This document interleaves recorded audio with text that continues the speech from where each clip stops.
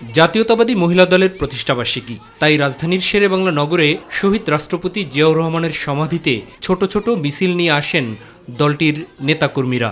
ইনশাআল্লাহ এই বাংলাদেশের জাতীয়তাবাদী দলের নারীরা যাতে আগামীতে মেরুদণ্ড সোজা করে সততার সাথে নিষ্ঠার সাথে রাষ্ট্র পরিচালনায় প্রত্যেকটা অন্যায়ের প্রতিবাদ করার জন্য যে সরকারি থাকুক, আমরা ইনশাআল্লাহ বলিষ্ঠ ভূমিকা রাখবো রাষ্ট্র পরিচালনার জন্য। আমরা নতুনদেরকে আনতে চাই, নতুনরা আসুক, কিন্তু পরীক্ষিত এবং স্যাক্রিফাইস করা আমাদের যে সমস্ত নেতাকর্মীরা আছে তারা অগ্রণী ভূমিকা পালন করবে, সবার আগে থাকবে। যদি ত্যাগীদের মূল্যায়ন করা না হয় সেই সংগঠন কখনো থাকতে পারে না। মহিলা দলের নেতাকর্মীদের নিয়ে দলের প্রতিষ্ঠাতার সমাধিতে শ্রদ্ধা নিবেদন করেন বিএনপি মহাসচিব।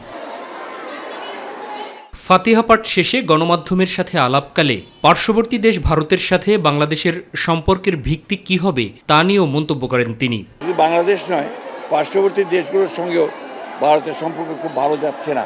ভারত সবসময় একটা প্রভুত্ব একটা রাজনীতি তারা এই দেশগুলোর সঙ্গে করে, পার্শ্ববর্তী দেশগুলোর সঙ্গে করেছে, যেটা ভারতের জন্য শুভ বয়ে আনবে না, পার্শ্ববর্তী দেশগুলোর জন্য শুভ বয়ে আনবে না।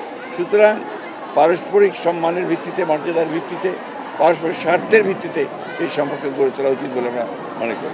অন্তর্বর্তী সরকার কোন কাজগুলোকে অগ্রাধিকার দিচ্ছে তা জনগণের সামনে স্পষ্ট করতেও তাগিদ দেন তিনি। সংস্কারগুলো ঘোষণা করে যেটা তারা করতে চান সেগুলো জনগণের সামনে তুলে ধরা এবং সেটার সময় নির্ধারণ করা, যাতে করে সুনির্দিষ্ট একটা যৌক্তিক সময়ের মধ্যে নির্বাচন হতে পারে এবং জনগণের ক্ষমতা জনগণের হাতে তুলে দেওয়া যেতে পারে, সেই ব্যবস্থা করার জন্য আমরা তাদেরকে অনুরোধ করেছি। অন্যদিকে জাতীয় প্রেস ক্লাবের সামনে এক কর্মসূচিতে অংশ নিয়ে অনতিবিলম্বে স্বৈরাচারী হাসিনা সরকারের মদতপুষ্টদের গুরুত্বপূর্ণ দায়িত্ব থেকে সরিয়ে দেওয়ার আহ্বান জানান বিএনপি চেয়ারপারসনের উপদেষ্টা জয়নুল আবেদিন ফারুক। তাদের অনুসারীরা এখনো কিছু কিছু এলাকায়, কিছু কিছু মন্ত্রণালয় এখনো দায়িত্বে আছে, এদেরকে অপসারণ করতে হবে। মাহবুব সৈকত, মাই টিভি, ঢাকা।